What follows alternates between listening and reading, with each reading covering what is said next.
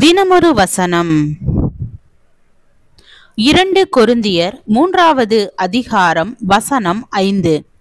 எங்களால் ஏதாகிலும் ஆகும் என்பது போல ஒன்றை யோசிக்கிறதற்கு நாங்கள் எங்களாலே தகுதியானவர்கள் அல்ல. எங்களுடைய தகுதி தேவனால் உண்டாயிருக்கிறது.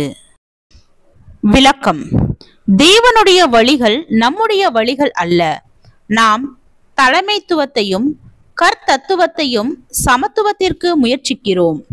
தேவன் தலைமைத்துவத்தை தாழ்மையான வேலையுடன் சமப்படுத்துகிறார். தேவனுடைய வேலையில் நாம் அவருக்கு உதவி செய்வதற்கு நமக்கு பலன் தேவைப்படுகிறது. ஆனால் தேவன் நம்முடைய வல்லமையை வெளிப்படுத்துவதற்காக நமக்கு பலவீனத்தை கட்டளையிடுகிறார். மற்றவர்களுக்கு நம்மீது நம்பிக்கை பிறக்க வேண்டும் என்பதற்காக நாம் நம்முடைய திறமைகளை விளம்பரப்படுத்துகிறோம். ஆனால் தேவனுடைய உதவி இல்லாமல் நம்மால் ஒன்றும் செய்ய முடியாது என்பதை நமக்கு உணர்த்துவதற்காக அவர் நம்முடைய வாழ்க்கையில் தோல்வியை அனுமதிக்கிறார். நாம் ஒரு தலைவரின் தோற்றத்தை நம்புகிறோம்.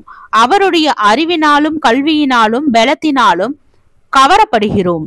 ஒரு குறிப்பிட்ட தலைவரை பின்பற்றுபவர்கள் அவர் ஒருபோதும் தவறு செய்வது இல்லை என்று நம்ப துவங்குகிறார்கள். ஒரு மனிதனை அனைத்து காரியங்களின் அளவுகோலாக மாற்றும் இந்த புகழ்ச்சி மனிதனை மனித நேயத்தில் பெரியவனாக்கி காட்டுகிறது. அதை காட்டிலும் மேலாக நம்முடைய தியானத்தின் மையமாக நாம் தேவனை வைப்பதற்கு பதிலாக ஒரு மனிதனை வைப்பதினால் அது விக்கிரக ஆராதனையாகவும் மாறுகிறது. எனவே தலைவர்கள் தங்களுடைய மேலிடத்திலிருந்து கீழே விழுவதற்கு தேவன் அவர்களை அனுமதிக்கிறார்.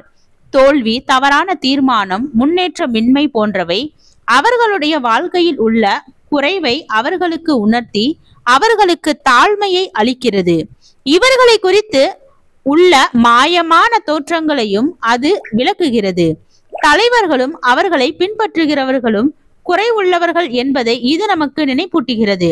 இறுதியாக நமக்குள் இருக்கும் தேவனுடைய நீதியினால் மட்டுமே நாம் நீதிமான்கள் ஆகிறோம்.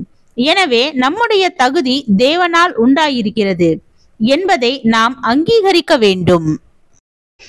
ஜெபம். தேவனுக்கு ஸ்தோத்திரம்.